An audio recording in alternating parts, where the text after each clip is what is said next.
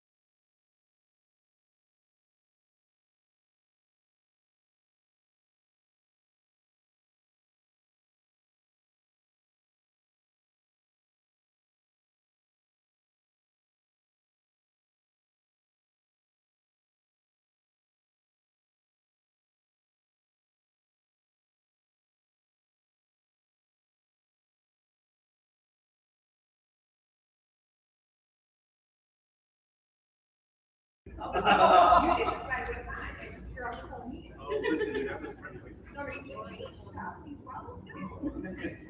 Okay, as long as cable access says we're ready, we're ready.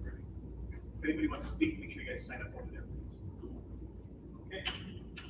I'd like to call the school committee meeting to order for July 19th. The first order of business will be the pledge of allegiance.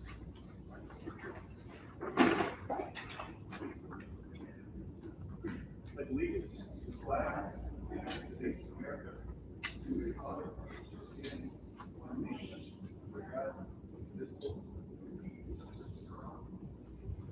Thank you all very much.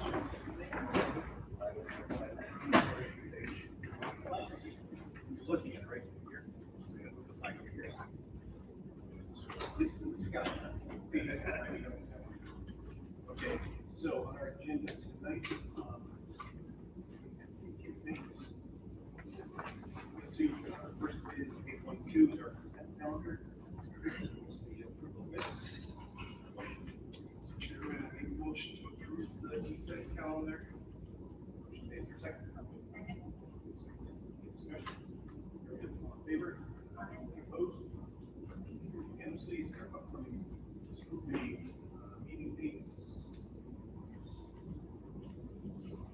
So our next meeting, the summertime, we only meet once a month, so today is our July meeting, and August 23rd meeting here as well. Believe it or not, we're rolling back to school. I'm sure they do that correctly, but it's true.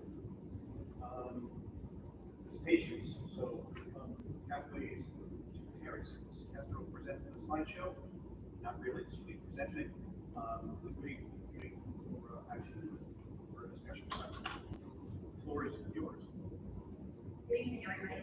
Good to see folks. Those folks who I may not have yet had the pleasure to meet, I'm Erica Gibbs, the Director of Instruction here in Ludlow. And one of the roles that I have the privilege to oversee is grants. And so with me today is Kelly Castor, our Pathways for Parents. And Pathways for Parents is probably a name that folks have heard around town for many years. But since January 2019, Kelly joined us and breathed some new life back into the program, and we have grown exponentially since that time. So I'm here to give you the lowdown on what's happening with Pathways for Parents, to share with school committee, Dr. Ciano, and of course, share out with the community all the great things that are happening for students birth through age 8, which helps us to get all of our incoming kindergarten students ready to give parents some opportunities out in our local community. So just kind of a quick overview in regards to Pathways for Parents. It's funded by 3 grants. The primary grant is the coordinated family community engagement grant. We call that academics and education, so we call that the CFC grant, and that's our primary grant. That is about $103,000. And so from that grant, we have done, Kelly has done a great job. We have been awarded extension grants called PC Plus or Parent Child Plus, which has now grown to over $87,000. And as a result of that work, we have done a private extension grant of over $21,000. So we're hovering at $191,000 for this overall program. And the reason why we're here to share this with the folks as well as Ludlow is the lead agency. So Ludlow is the primary community, and we reached out to 7 other communities: South Oklahoma, Grandville, Long Meadow, East Long Meadow, and Hampton. So we're in for the hub, and one of the things that I really enjoy about what brought to us is just made Ludlow and the epicenter of experience. So our Ludlow families are really seeing the best of what we have to offer. And so this is Kelly Castor, and I may hand the floor over to you, but I would be remiss, and my mom would not be happy with my manners, if I didn't also introduce Ms. Jane Christian, who is also one of our Pathways for Parents employees, and she helps support Kelly in all the great work that you can hear about momentarily. So, either way, Ms. Kelly. So I'm Kelly, and sort of some highlights I would say, that is what we try to do best is we try to build relationships and strengthen the parents' capacity as their child's first teacher in company. So that's kind of our motto, and what we try to do with that is we have, as Eric said, our CSE grant, where we go to get training. And we also have a parent child fund that we want to run parent training model, and that's national, a national program. So a little bit about me. So I started as a representative in 2019. I worked in early intervention over in South Valley for 15 years. So my expertise in child development really impacts our programs, our curriculum, and resources that we offer families. Heard of what we are doing here across the state. There's 83 CSE programs. Through those 83 CSE programs, they're servicing 150 cities and towns in Massachusetts. Being one of them.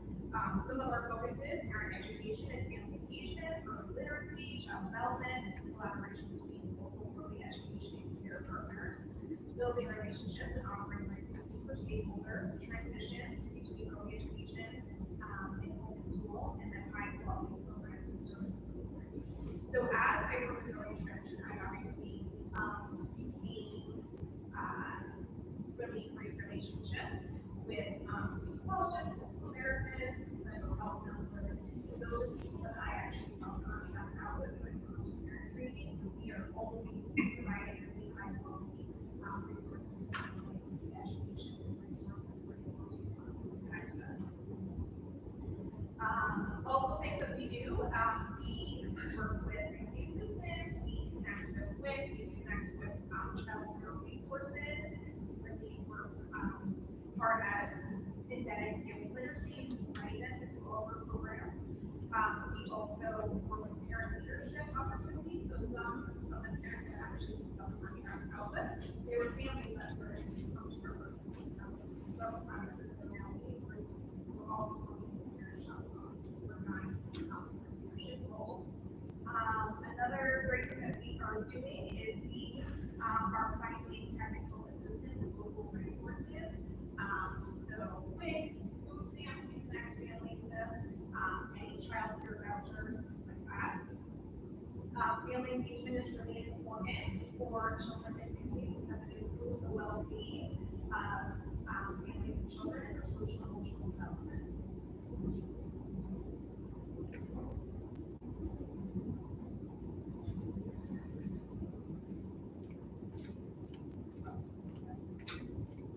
So, yes, one of the things that we were highlighting, and Leah mentioned this in regards to speech and language pathologists, and like with that opportunity, one of the statistics that we are seeing from parents is that they are feeling like their students are more ready to actually enter kindergarten from our level of survey. So that's a real piece to what's happening here in our community and also in the community. All of our programs too are equal opportunities, where, as I mentioned, programs and really all of our resources and things that we're offering are accessible to all children and parents. We host 4 quarterly council meetings that we connect with all of our 8 towns. Through that, we work with the local areas of learning center, we train them. They're interested in one of our grants in terms of finding families that can help support with the ESL background. We're close to the libraries, ECF. Some of the guest speakers that we have had in our council meetings are we've had a licensed health counselor, we've had a coordinated complex care person out of WRC EPOM, we've had the Safe Kids Scribe, and reporter training, we connected and actually community for that. So as I mentioned, and Erica mentioned, starting in 2019, we had a grant for $103,000, for 645 impact amount. We received 2 expansion grants. We are now serving 31 families for our Parent Child Plus program, half of which are residents of Ludlow. Currently, Ms. Christian is doing the Family Child Care Grant, which is part of the Parent Child Plus program. actually in child care handbook as we speak. So right now we are in one child care that has 10 children in it. And then we are in the fall, she works in two additional ones, and that role is really to work on teaching the child care, early education, resources, development, ensuring that those kiddos are connected to services that they need to be, whether it be special ed services or intervention services, and such. And we also receive financial support from WUSO and local peers. We also receive additional grants through Mass Cultural Council as well. So some of the programs that we provide, we do the role play and learn group that focuses on ages 4 to age 5. We also do parent trainings. We do STEAM programs. We do writing for faith programs. Focusing on social emotional skills as well. We are doing a developmental screening tool called the Ages and Stages questionnaire. There's many things that we can connect with. Part of that goal with this state is to refer families and either special education services or early intervention services as needed, and that specific tool will come to the age of 5. Through the PowerPoint that you're not able to see, we actually had a lot of wonderful survey feedback that should be in the printouts that you guys have received. But basically, for the current child service that we offer, families with current children's interests in reading has increased 100% as a result of the programs that we're offering.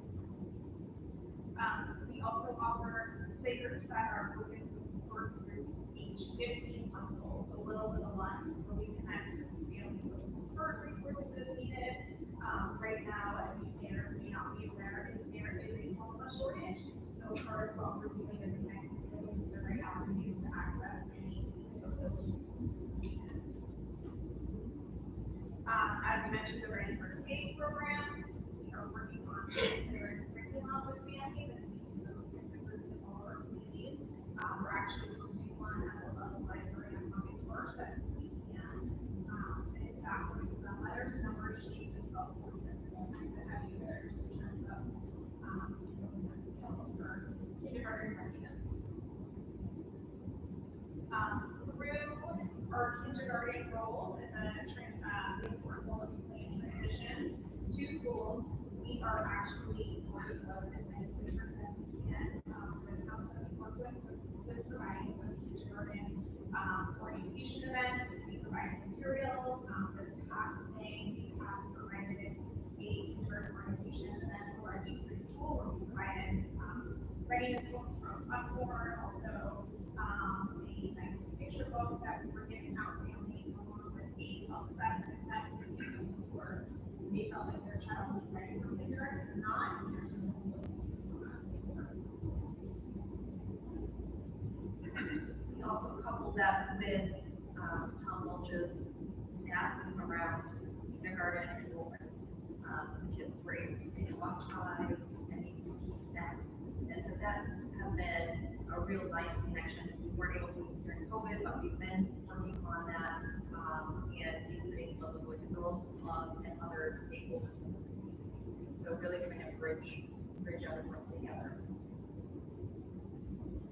Some parent trainings that we offer, I mentioned, using my relationships and connections within my past employment as well, speech pathologists, licensed mental health counselors, and behaviorists.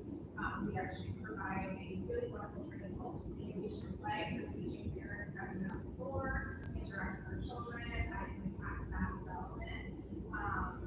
Also part of the PowerPoint that you guys are able to see was some of the survey results. So 100% of participants understood more about their child's development as a result of the program that we're offering. 90.9% of participants understood their child's social and emotional needs more as a result of attending those programs.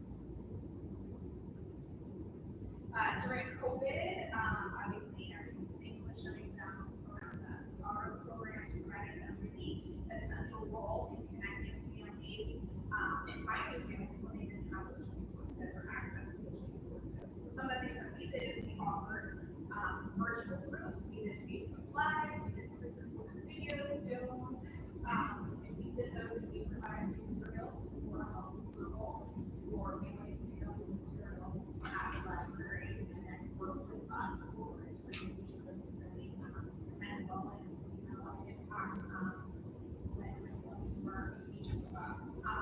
But I mentioned the libraries play a really important role in that relationship that we established through our council meetings and community. Additionally, as families work at home with their children more, as you can imagine, they were observing where families are referrals to the community actually for that too. So through the self-distributors that we're doing, or through parents reaching out and saying, hey, I need X, Y, and Z, I need a referral for WIC or food stamps or child care, things like that. So since July of 2021, we started an online screener for agencies questionnaire. Previous factors were that we take them all internet and all online. So since July last year, we provided 235 screeners. So with that said, I have responded to all those things personally in email, following up them, resources, information, really working on building that relationship and that impact access to people. Types of referrals that we're offering, typically our biggest referral source that we're offering families is child development, followed by PCP, health and mental, the 211. If you are not familiar with Mass 211, it's essential community services and offers school programs, family services, things like back to the community, and then also followed by child care. For our child development referrals, that was kind of the biggest one you're doing. We provide probably around 30% of our referrals to early intervention. So those are like early intervention agencies either in Springfield, Home, there's the May Center, there's CHD, or there's early intervention. 20% of our child development referrals are connected with special education services. That would be East Street or any of the local centers for elementary services connected with preschool level to health. So part of what EDC has us do every month is we provide data to them. So any grant provides lots of information and tracking, what we're doing, how we're doing. So for May, we provided 150 referrals to all of our community schools. We provided 32 referrals to community partner agencies, like libraries, preschools, things like that. We did 26 business questionnaires for the development screeners. As a result of those screeners, kind of those results of referrals. And in the day, we have 31 families that were working with us about their child one-to-one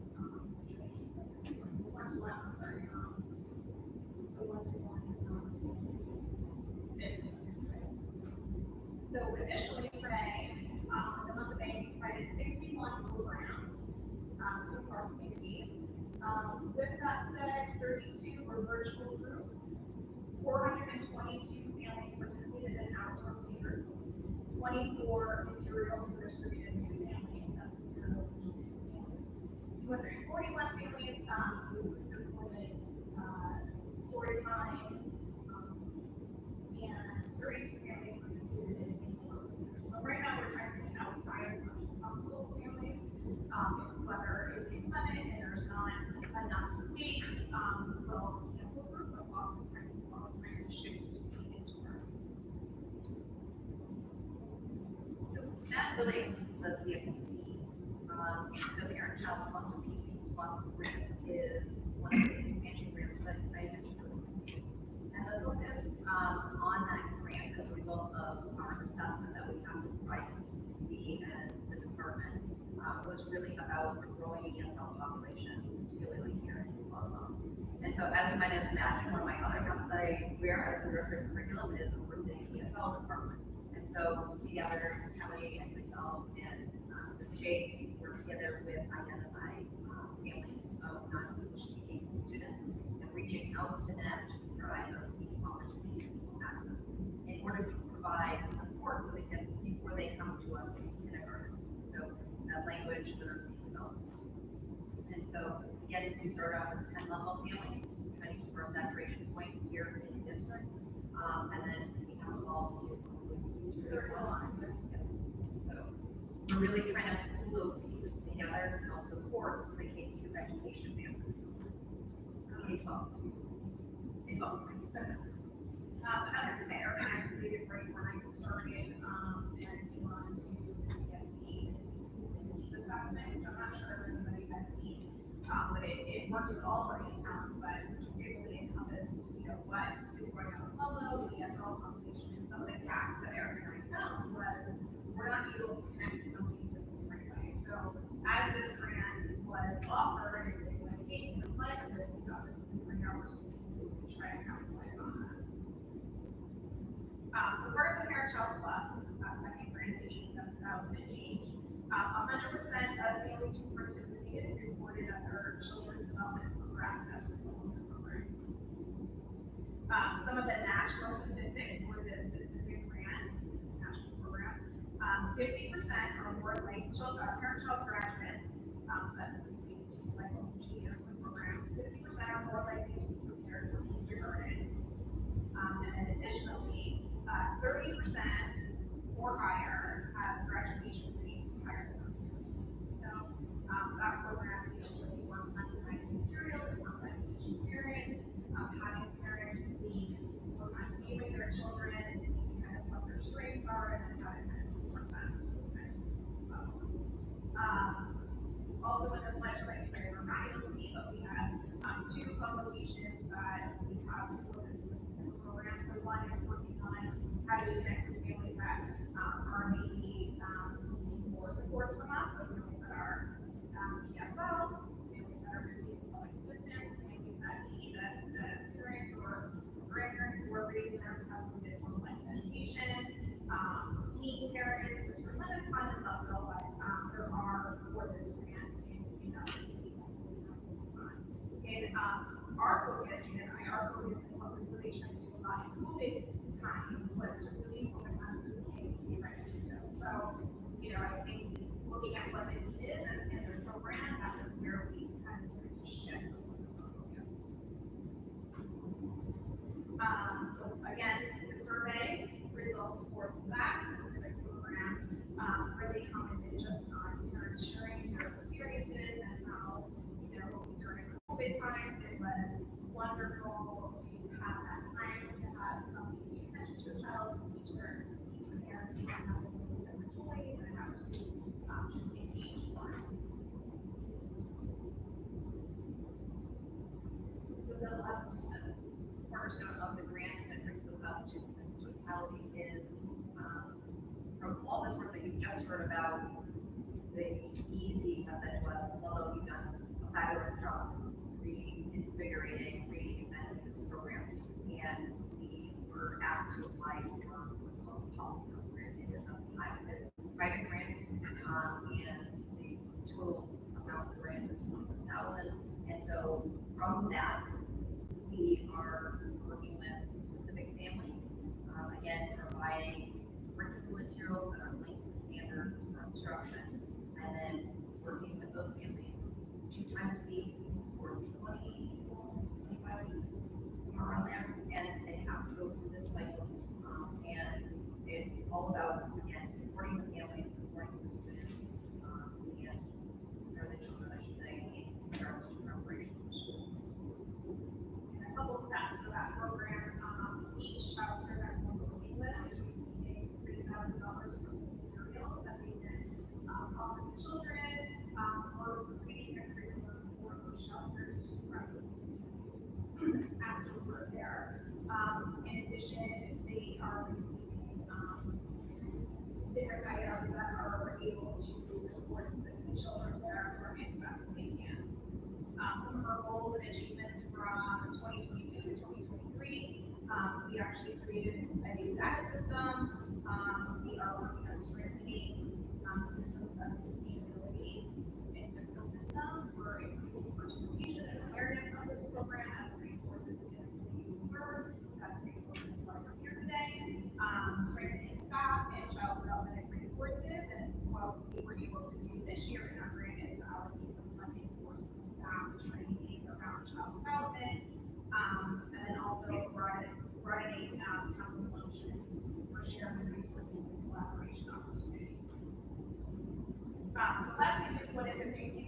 opportunity for us to kind of come here and connect with everybody. And, you know, it was a big focus, of mine to be able to speak here and at least offer the community as well some information. And, you know, if we can help, we will, and try to connect.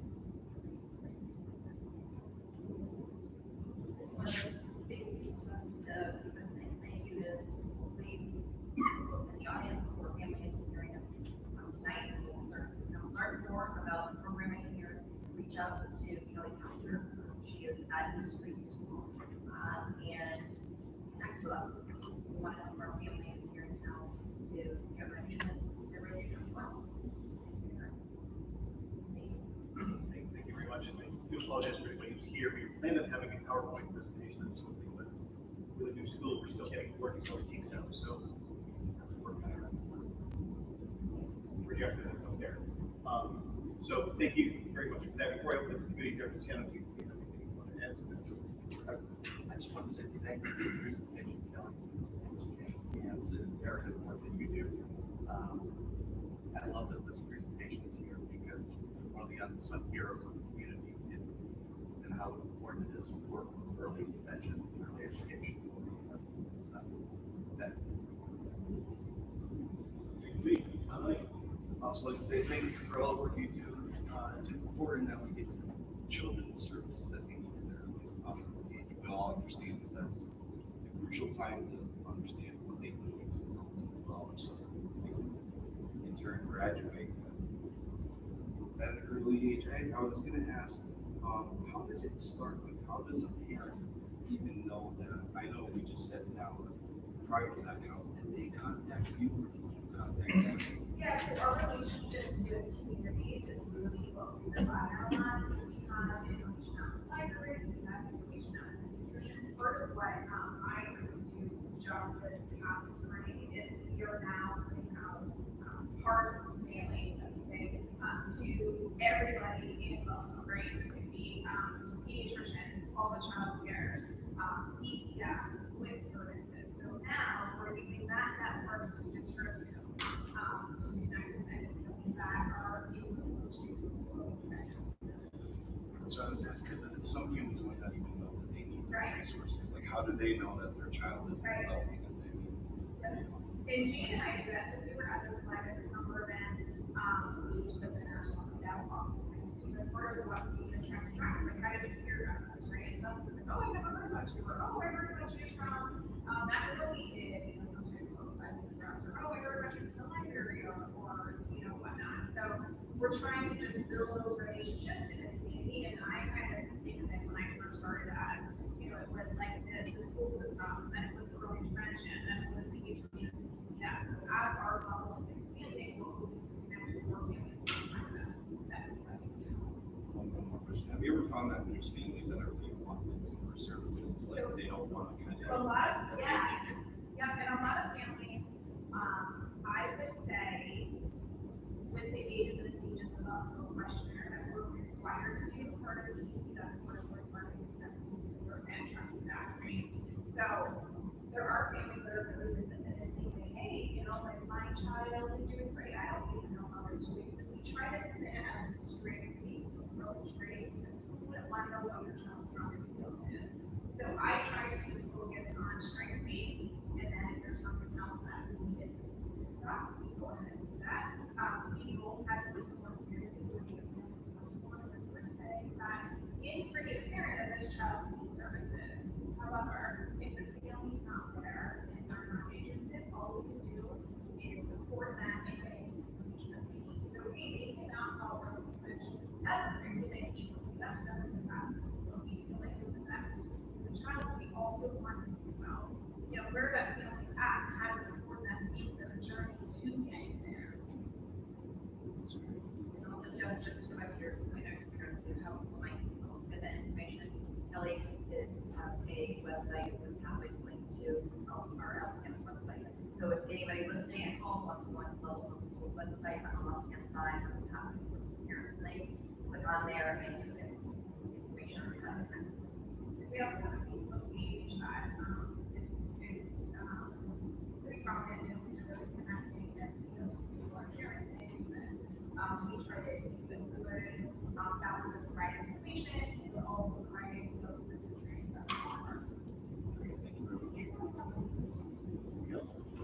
I remember working with Kelly in DCF when you got Ontario, so it was a press back there, and I'm very excited that you're helping out. It is a great benefit to our community and to our school system. So thank you for being here. And I can't make your flyer because I didn't pass it out to our town council. That these services, right? Usually leave the first go out and get worse than the right? And but getting as early as we can into services providing them is critical. Are you seeing more need now since the pandemic? We, during part of the second season, times about an 8-year-old child, and you can see the single impact on students who have not had any experience with any other children. And I see it in the questionnaire, providing that story, maybe information to be on, and that's, you know, I think that my own child, my own youngest one, she just finished up kindergarten, and, you know, it's hard for kids who were sheltered during that COVID time, and their social and emotional skills alone is what's really impacted.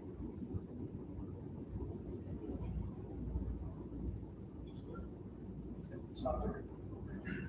Also, parents get involved in this situation. Just a question, do you have a facility that you do any training, or is everything go to areas? Everything is at the same time, opportunity, so we utilize, libraries, and it's growth from we training and stuff, but usually our groups, at this point, we are mostly connected with libraries, and utilize their seats, their teacher outdoor, we've done some of that, we see some medical, so we just try to connect wherever we can, that's in the natural environment.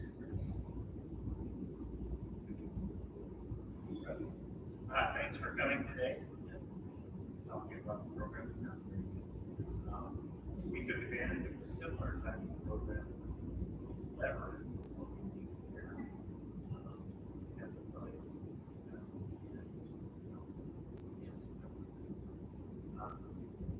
had some early intervention services as well.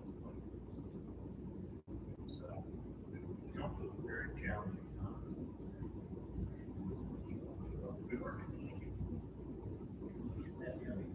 Just want to say thank you, and I volunteered at the library, the local library actually. I haven't seen like this specific thing because the times I would volunteer was more for teens, but I've seen like certain groups, you know, help teens like through summer reading, social projects. They have like musicians there, they play together, they drum together and stuff.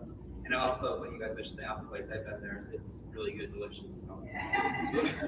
great to hear. Great to hear. It's a good place. But just thank you so much.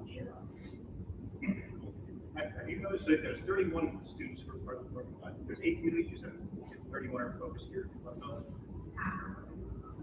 Half of the 31 focused on Buffalo. Have you noticed over the short amount of time doing it, that Buffalo is becoming a more needy, over, unfortunately, challenging the right way, but there's just more need in town. Yeah. The past couple of years. Eric and I have talked a lot about this, and having had the experience of working with early education in those schools, I think what Eric and I said needs something back in 2018, 2019. I forget what the meeting is and how school is for Buffalo, but I guess it's sort of like there's real need, right? Like I've been to both ends of the spectrum, but very rarely when I have ever been on that. I do think that Buffalo is an interesting community that offers a lot of different pieces to some of those things. So whether it be the education, whether it be the community with ESL impact, I think that the neediness of Buffalo is the highest right now, which is why we're trying to provide the most support we can with also allowing other towns to participate.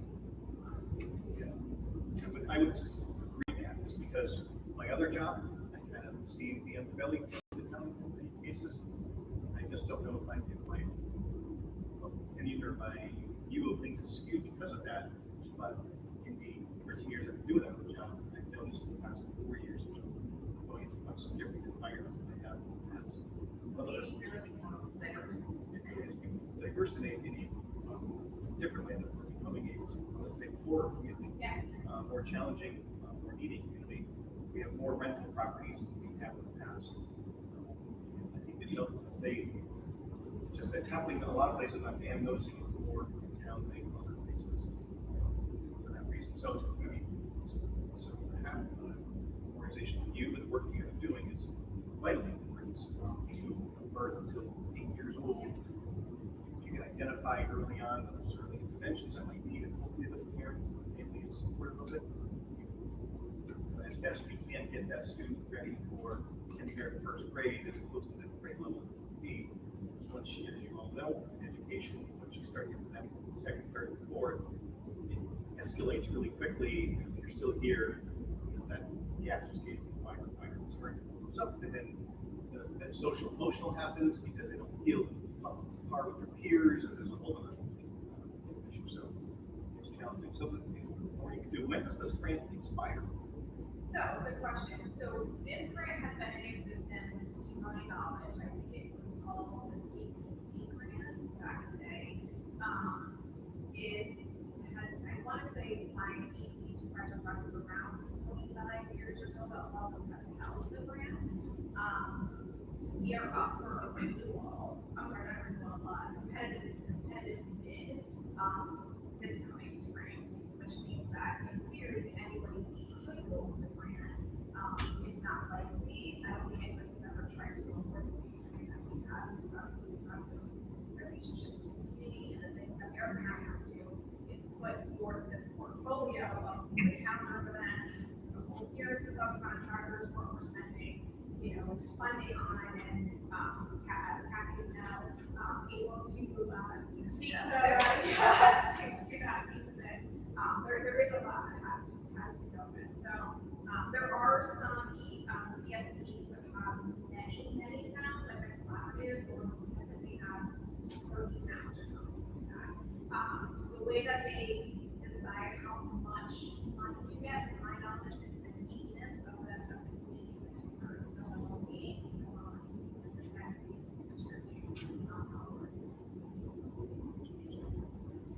And get us up on our website. Is already on our website this presentation? The presentation's not, but that's something that like ASOP could do. And as Eric said, so our website is connected with the local school. So if you look at the parents part, or for families, a bunch of places that have the parents is listed. So Gene and I will upload biography on there. We also upload our calendar of events. We also have some highlights of things that are happening. We have a parent shelter bus plan on there as well. And I try to put information that's happening that you can see sharing with people, the shortages. So if you have not connecting them, like if they somehow connect up to your website, you have that information as well. One other thing that Eric and I were going to talk about too is, so we're over at Eat Street this year, and that was purposeful that we were there to try to connect with the staff, the community, the children there. Previously, we were next to the Sprint Central Office last year, which just felt like we were a whole entity. We weren't necessarily as connected. So it's been a really lovely movement to help. It's been a nice experience. It's the right place to be. Yeah. Center, the center is perfect. Yes, we get it on the website and also our Facebook page. We have a lot of interaction through our Facebook page. You guys have an active Facebook page? We do. Yeah. Excellent. Is that it? That's it. All right. Thank you so much for coming, and again, sorry for the projector work, but you can see it on there. So thank you very much. Here. Let's put it in there, right? Okay, so that was really good for discussion. New business, so I guess we'll just, we'll just follow the agenda as we take care of this round. But we have our attorney here to talk about a policy change for policy filed for JIC, student discipline. Hi, folks. How are you? So the policy that you have in front of you is an update of our prior policy. We gave you a copy of each of them.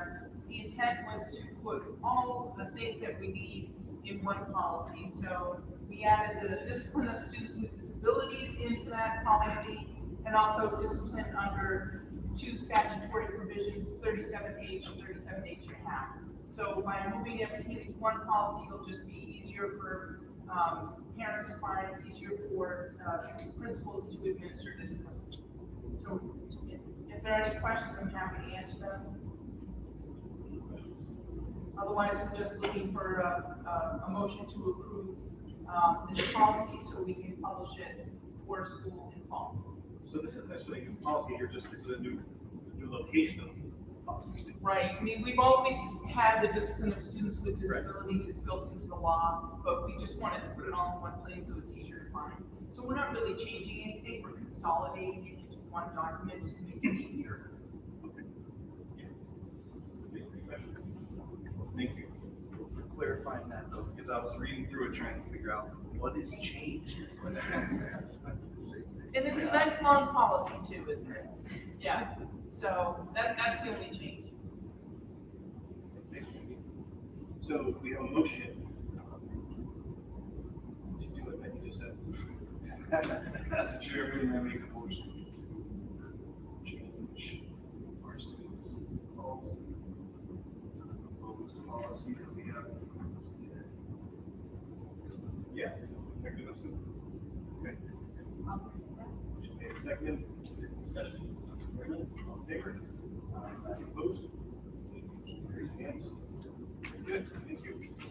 Okay, so, I think I'm looking at it, but until now, so this is Dr. Channel's first meeting. Welcome, Dr. Channel. It's very nice to have you here. This is our summer meeting. As you know, our summer schedule is kind of light as far as school committee goes. We meet in July, we meet in August, and then we roll right into the school year. So, I thought it was very important as well too, to take some time to talk about your entry plan. As a superintendent, it's not uncommon that a new superintendent coming on board will have an entry plan as to including stakeholders, meeting with, and how they move forward. So, Channel, the floor is yours. Thank you so much, Mr. Chairman, members of the committee. It's great to see you here. You're 100% right. Superintendents, when they enter a school district, they put together an entry plan. In a very short period of time, in order to serve the community to the best of my ability, I have to get to know it from all perspectives, all angles. Now, a lot of this, we speak everywhere I've been, people that I've met, both within the district and without. I've just been wonderful, gracious, and I want to say thank you. Give a quick shout out to Rod Rodriguez family. When you start in July, there are no kindergarten. And I received these emails today, and recently passed them down, I think they're just absolutely normal. And that just made me feel great walking into the meeting. It's funny, when you think of July, you think of, it's downtime for the school district, but in fact, the school district is cranking in all departments. And coming into business office, the curriculum office, special education office, technology, this is where our maintenance, our custodians, this is where a lot of work is being done. So essentially our school year and our fiscal year starts July 1. So for me, getting up to speed, both short term and long term is something that I'm working on diligently. You have an entry plan that systematically puts together opportunities so that we put together things beforehand so that I make sure to reach out to a variety of different stakeholders, as I mentioned. Just in the short term, working with that administrative team, we're really looking to kick off the school year, work hanging together through COVID, as you folks know, and really shifted the focus of the routines of schools, as well as kind of changing leadership. And so pulling those good pieces that we already got in place. And so I focus it, as you saw from Becky Bouchard, we've been looking at our meetings, looking at updates for all things legal. Setting out our meetings with our administrative team. We meet with the central admin team once a week, the principals meet once every other week, and so forth. Working with the police on emergency procedures, business procedures. As you know, Kathy has started July 1 as well, but she's been here for a few years, transitioning from TMS So really making sure that our operational systems are in place and that they're tight. So it's that we can pick up the school year together with what Karen said that we would have in years past. In terms of financial plan, I shared this with you folks. We will have this on the website as well. Just very briefly, it is in 3 phases. You know, the first phase is listening and learning. And as I shared, I'm joining your team. You have much district doing very good things for students. And so the goals and the objectives and the passions that you have in place already, I want to make sure that I'm able to support that, from my position, as well as during this listening and learning period.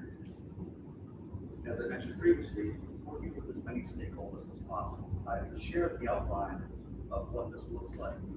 For example, back in June, I spent a half day in each of our schools because I really wanted to see that in action. All students were there and staff were there.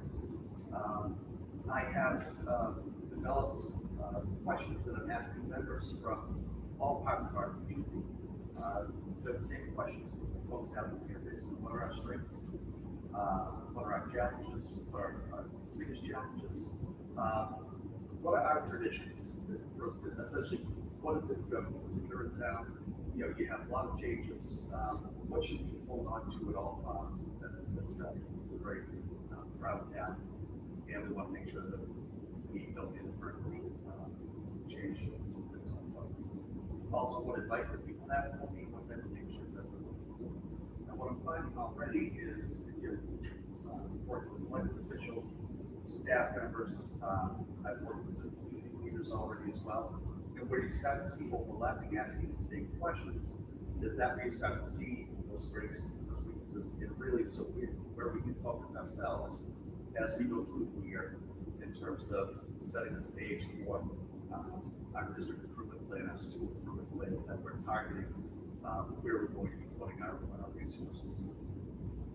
As well as putting together so far with Superintendent Jackson, I feel it's important that I'm joining your community.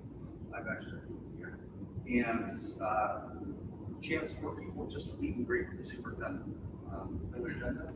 Our first one will be, our first one designated is August 4th, and that will be in the library.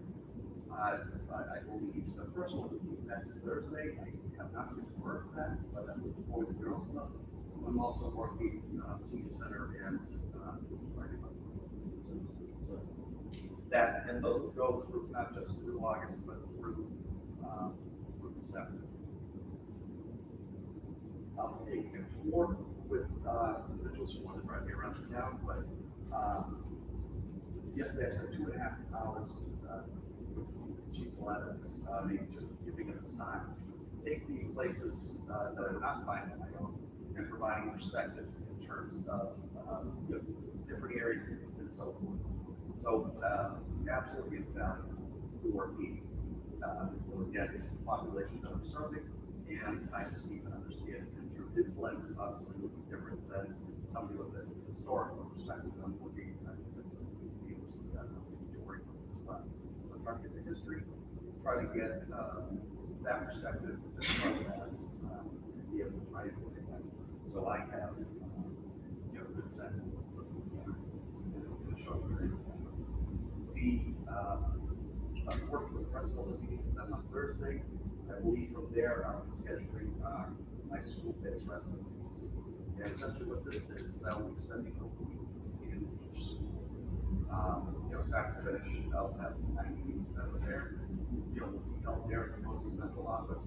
And the idea, and I've done this in the district, is to make connections with staff, from education staff, custodian, teaching staff, students, parents, coming drop off and pick up.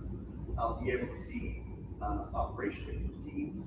So when I'm providing support for our principals, I've experienced as a building administrator, district administrator. I've done drop-off groups. I've done scheduled development, as well as instructional feedback and so forth. So get a sense of how we're teaching, how we're interacting with students, the experiences students are having, to be able to talk to them too in real time. It takes a few days to really just kind of gain that trust. So, I'm really looking forward to that.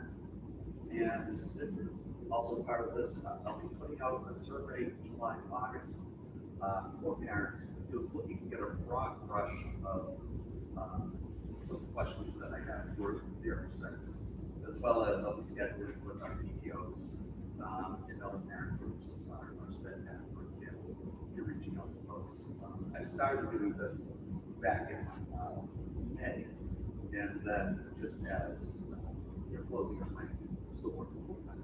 So I really try to get a jump on. And I worked with Celia yesterday for Luso Bank, just really trying to put this perspective, as well as review documents. Part of what we're doing now is, as you folks know, the contracts that we're putting together, budget timelines, have budget. It's really, and this is just from now to December, roughly. After January, February, I'll be analyzing and sharing out of a particular report, my findings shared publicly, and after that piece of it, we'll be engaged in planning for following school. So that's a strategic planning, and as a legacy, we really look at and assess our district. This is jumping up, assessments, observations, doing work that's happening, but really trying to identify values and goals, and putting in concrete, different improvement goals and school improvement goals, so that as we're allocating our resources for financial community, that we're really putting towards instructionally and what's going to help us. It's all everything that we're doing is understand that how we get on our resources and be able to help our families. So I've shared this with you. We'll share this publicly when I want to share it with folks directly. And I appreciate your support. I appreciate the demands to folks here. I apologize. I had to get to the bank. Again, the situation is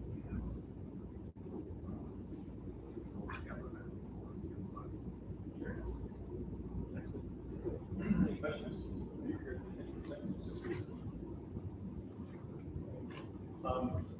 So, to Dr. Taylor's point, you and I met several times throughout the process, but we've been meeting a couple times here and there. So it's been to meet with each individual school committee member, I get their perspectives and priorities and all of that. But in addition, like I said, talking to the police chief, the fire chief, the senior center, all that takes a little time. It does take some time, but I'm really impressed that you're a member of our community now. You physically live in town. So even if you're off time, you're going to get a good sense of them. I think that's really important for new superintendents, no matter what, even like town administrators, we have to really get a real feeling for the communities on a regular basis. So that's good. I'm really looking forward to working with you as the whole committee as student representative. Said the number one focus of what we do in any school. The school committee should be is families and students, parents, families, and students for whatever's next in their lives. So thank you very much for that. Okay, moving on. So we do have it's not until November 2nd, the MASS, MASC is the Massachusetts School Superintendents Association, and also the Massachusetts Association of School Committees. We have a joint conference every year, and it takes place in November. Those goes. Yeah, whoever.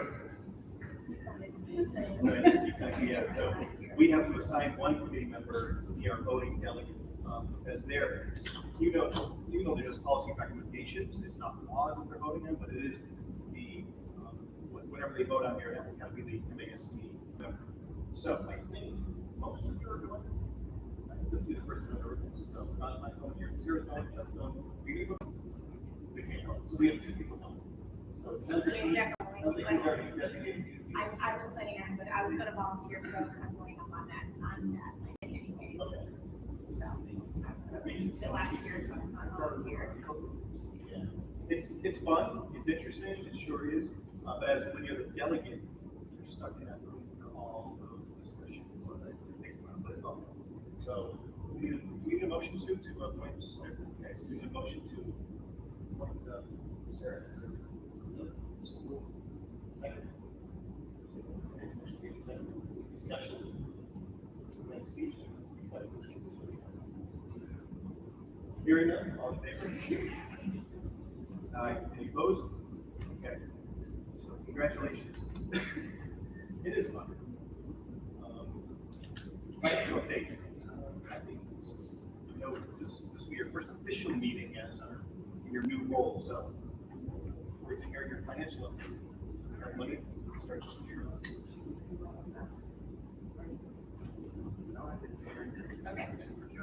Okay.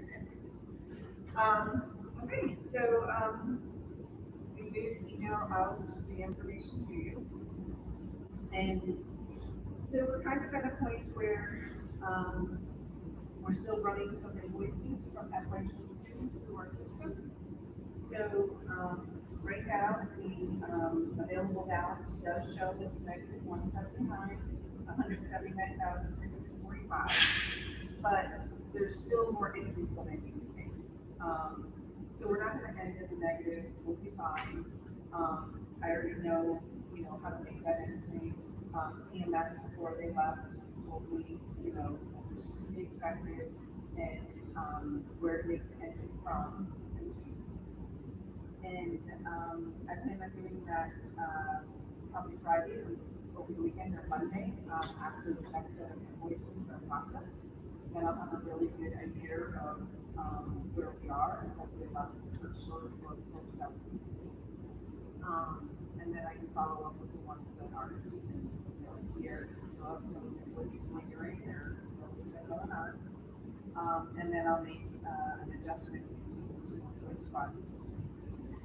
And that was planned and then, was part of it, just didn't know that number at the end.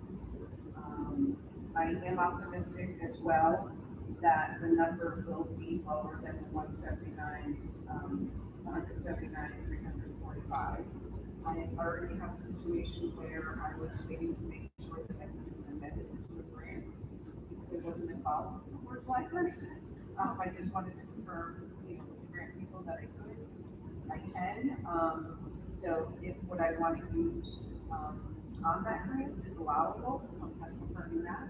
That's $12,000 right now. So that would drop from 179 down to 12,000. Yes, yeah, you mentioned as we transition from EMS, not being part of the budgeting process, it really just, picking up the last line. She and her team have been doing a great job in terms of, really just researching, and making sure that all of the POs that we have will be closed. And small, as well as, for instance, contract salaries. So that office is, this is a Yeah, the team's been really, really busy. We actually are already, opening, we opened FY 23 a couple weeks ago. So we are, getting requisitions and creating purchase orders, for FY 23 business. I actually have a stack quite large, today, of purchase orders to sign. So we're doing good there. And then, another focus will be working on, grant drawdowns. And I'm actually closing out some of that, like, all of those. So, I think we're in good shape. I think it's understood that the last school budget was so challenging in that money's moved from one line item to another line item, which is not the case on the outside. So to finish a year, I know 179 sounds like a ton of money, and it's a lot of money for $79,000, but when you go from one fiscal year to the next fiscal year, as you mentioned, all those purchase orders are out there, you're trying to reconcile the accounts, so it takes a bit to catch up to. So, and then on top of that, we need to match everything we have with the town system, which is called Munis, and that is a system that we use over there. We typically you then have to match up our numbers to them. So it's a very specific, school budgeting is very specific. I'll just say it like that, so it's challenging. So will you be, as far as your perspective from this meeting, will you be at all of our meetings, doing some days or just occasionally? Okay. Here, Yeah, I mean, we may not be in every, twice a month. Yeah. Okay. And just, we do get, as school people, we get emails from the business office and the superintendent on a regular basis. The one you get sent this week was great because it was more easy to break down for lay people like us. Normally we just get the spreadsheet, like, you see red and blue and black numbers. As I mentioned, as well, working down again, how to have it.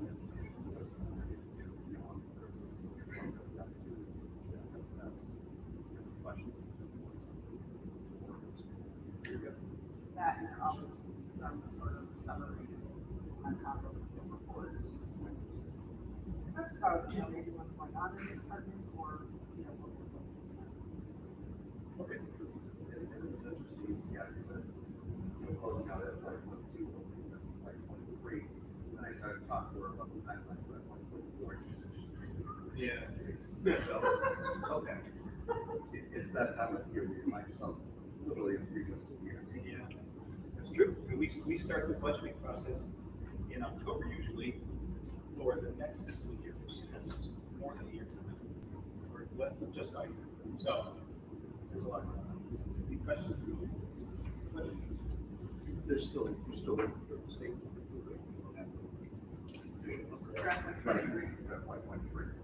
Yeah. And that seems like that is better than.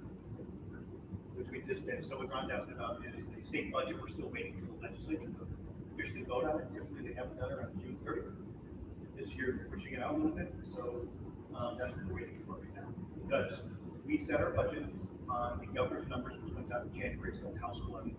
And we'll take that chapter 70 number and we'll start building our budget. This is obviously before Dr. Tiano got here. So that budget was built and all those meetings we had about the music and everything like that, and all of that. To Dr. Tiano's point, typically, it was talked about almost every year, but something finally gets voted on, you see a little bit more than anticipated. So we have to have a discussion with the town about that, because those funds will sometimes end up in general funds, so we have to have a discussion with them. So the window of opportunity is still there, still exists for us to grab some additional funds, and then have a discussion if we can get those out of those teaching positions. Send out anyway. So we should be knowing that very, very soon. We don't know what the date is, so they're voting things. We heard anything in Kentucky. We had an update that it's coming soon, obviously, and that is officially the last day. Yeah. Which is not the case. It's not, it's annoying. When municipalities like us are trying to, I agree. if you're gonna bring people back, they need to know this now, because they're all out looking for other jobs. And that pool gets thin as the school year closes. So, yeah. So, good question, Rob. Hopefully, well, certainly by next meeting, we'll know. Anything else? Okay, financial public comment, we have, it's not one person signed. Who signed? Somebody signed. Okay, come on up. State your name and, I'm here today, and that's part of why I'm here. For the past few months, have been very hard with each other, with various issues. And as I taught my students, I teach my students, wish no one to speak for that, speak also for the great. And that's why I'm not to say welcome, but to say thank you for this support, platform supporting. I'm grateful for that. I'm also grateful that this is now the 23rd year of having one of my kids going through this school district. And more than ever, the school district has been great at teaching others. teaching that everybody knows, everybody knows, everybody should be. A little background about myself. With no, I look like me, but I have this. Born out, very young, and I have a learning disability. I grew up way back then, that wasn't talked about in schools. I was supported by my family, but I got support from teachers on how to move, how to think through a process of thoughts, but you didn't talk about disabilities amongst peers. All I knew about disabilities was what I saw on TV and movies, all the bad actors, all the golf. So that can internalize disabilities and bad actors. It wasn't until high school that they finally started making books that represent those disabilities. Positive way and in real life. Was in college I connected with peers and I learned that my experience was my experience was similar to others and I got to sometimes be positive with myself. And that's important. Schools aren't just here to teach you math, science, reading, it's also here to teach students to be accepting of others, to be open to others, to be respectful of others, and grateful that love does this, not just ethnically, but racially, and gender way, that we create a community where it's discussed. So everybody feels welcome. Everybody feels their voice heard. So that like when I have to do it, or I feel isolated, back on myself. Schools are aware outside of home. You learn how to access my people. First place is our age 3 students. First place where somebody left. There's a community accept me. There's a community shun me. Love was created in community accessible. We have discussions about gender. We have discussions about LGBTQ. We have discussions about race. We have discussions about disabilities. Everybody's learned that they about them. So they learn that their peers learn. Peers learn to respect each other. And my daughter is growing up in this. This is why I'm grateful and want to express that we're coming to the community where this is the type of acceptance that we get from communities. Thank you very much.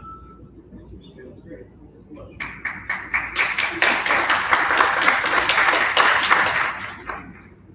Right. We have nobody else. Okay.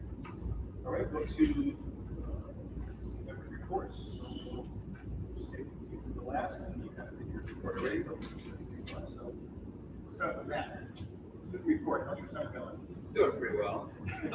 Just got some more updated to classroom, so I'm gonna start working on that. It definitely might be a little bit harder going back now that we're trying to go back to a normal for a year without masks. So kids are actually feeling like, oh, this isn't COVID anymore. So it's definitely, I definitely think it's gonna be hard because the kids are thinking, oh, there's not gonna be as much summer work, there's not gonna be as much work in general, but there's gonna be summer work. And, it's just getting the jump on it and getting a good start and not getting behind is what's key. And I wish I could talk to students here because I'm talking to people who've already been through all of this. But it's just, I think we're in a good direction because we want to start on school-wide, just gathering information. And the entire thing when you're in a new setting is just taking all the information. That's what everybody does when they're trying to learn new stuff. But I do have one question. Are you going to be shadowing students? Like, would you be open up to like how are you going to go to school? Because you said you were going to go to school. So thanks for the question. I will not specifically shadow students. Yeah, those are great. But for example, in the high school, I work with that have student schedules. And so I would make sure that I had gone through like a software classes, what I want to think and so as well as ensuring that it's more than just supervision of the instruction that's happening as well. It's interacting with students, all in a variety of different Let's see, like lunch and everything. Oh, absolutely. Yeah. No, I really think that's really beneficial. So I'm looking forward to the year. Do a really good job, Matt. Thank you very much. I don't have a lot to say other than welcome to the job.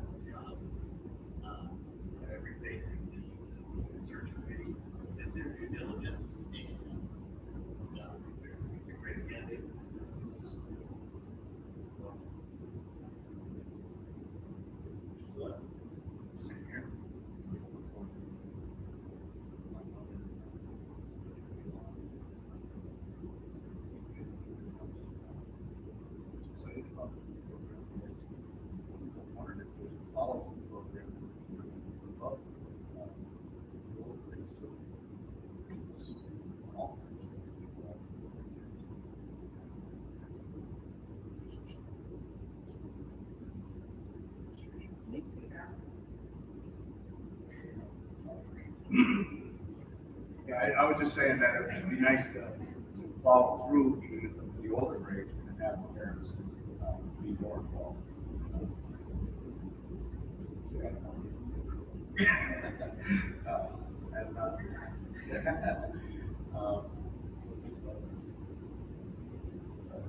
I don't have much to say other than welcome. They promise everything will be back, and we'll set up a date. I don't know if you go back and forth with our schedules and with both people, so, but I'm looking forward to, seeing where we go, and how we go forward, and our time together. That's it, sometimes.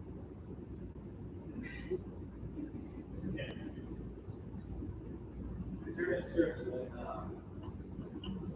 Welcome, Dr. Tiano. I also like to welcome Demetrius. Thank you for taking on that.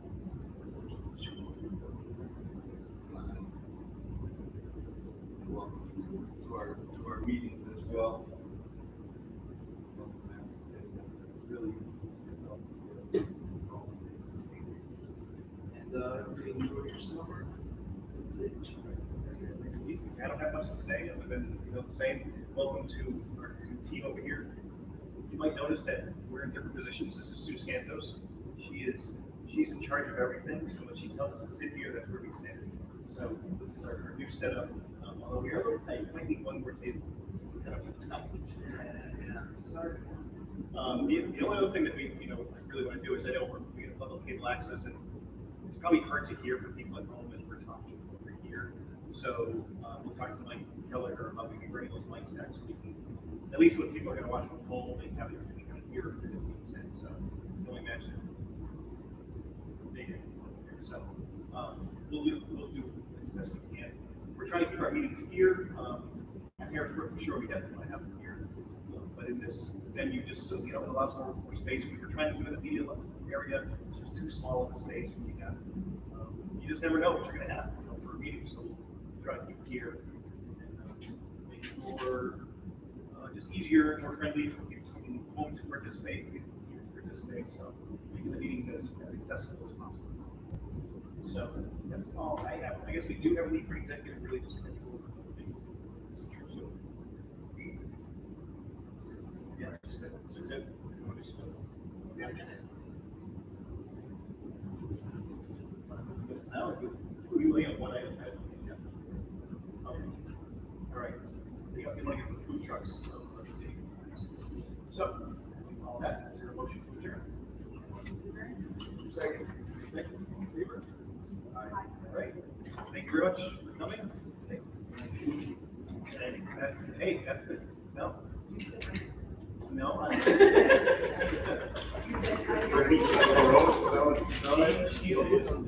said under. Listen, 1, 2, 3, 4, 5, 6, 7.